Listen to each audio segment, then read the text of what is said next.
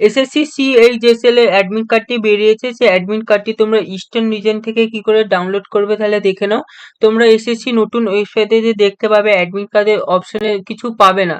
তোমরা তাহলে কি করে অ্যাডমিট কার্ডটি ডাউনলোড করবে? অপশনে কিছু নাই, তাহলে তোমরা অ্যাডমিট কার্ডটি কি করে ডাউনলোড করবে দেখে নাও। তোমাদেরকে প্রথমে এসএসসি প্রথমকার পুরনো ওয়েবসাইটে যেতে হবে, এটা হলো নতুন ওয়েবসাইট ssc.gov.in।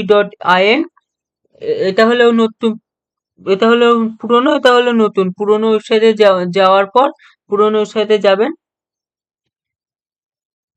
পুরনো ওয়েবসাইটে আসার পর দেখবেন এখানে অ্যাডমিট কার্ড বলে একটা অপশন আছে, এখানে ক্লিক করবেন। এখানে অ্যাডমিট স্টাফ সিলেকশন কমিশন, এখানে ইস্টার্ন রিজন থেকে যে অ্যাডমিট কার্ডটি বেরিয়েছে সেখানে eastern reason, south south reason, north eastern reason, যে সব রিজন থেকে আপনি যে রিজনে পড়েন সেই রিজনে হয়ে আপনি ক্লিক করবেন। আমি ইস্টার্ন রিজনে দেখছি, ইস্টার্ন রিজনে ক্লিক করলাম। ইস্টার্ন রিজনে ক্লিক করার পর এখানে দেখতে পাচ্ছেন প্রথমে 25শে জুন এখানে বেরিয়েছে ইউনো combine higher secondary level exam admit কার্ডটা ডাউনলোড করার জন্য এখানে ক্লিক করবেন।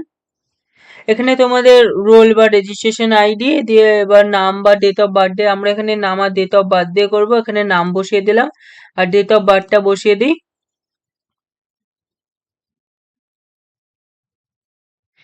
এখানে এখানে যোগফলটা লিখে দেবো।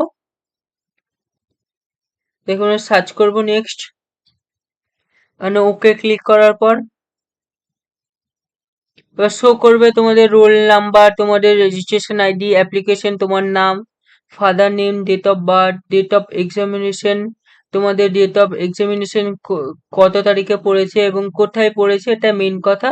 এখন তোমরা দেখতে পাবে ডেট অফ তোমাদের এক্সামের তারিখ এবং কোন সিটিতে তোমাদের এক্সাম পড়েছে, এখন তোমরা সেটা দেখতে পাবে। এখনো তোমাদের পরীক্ষার 1 সপ্তাহ বা 2 সপ্তাহ আগে, তো 1 সপ্তাহ মিনিমাম 1 সপ্তাহ আগে তোমাদের ওয়েবসাইটে তোমাদের অ্যাডমিট কার্ডটি ডাউনলোড করতে পারবে। সেখান থেকে এসে 1 সপ্তাহ আগে তোমরা ডাউনলোড করতে পারবে। তাহলে তোমরা বুঝতে পারলে কি করে তোমরা এসএসসি সিএইচএসএল এর অ্যাডমিট কার্ডটি তোমাদের কোথায় সেন্টার, এক্সাম ডেট কবে পড়েছে সেটা দেখতে হলে দেখে নাও ভিডিওটা ভালো করে।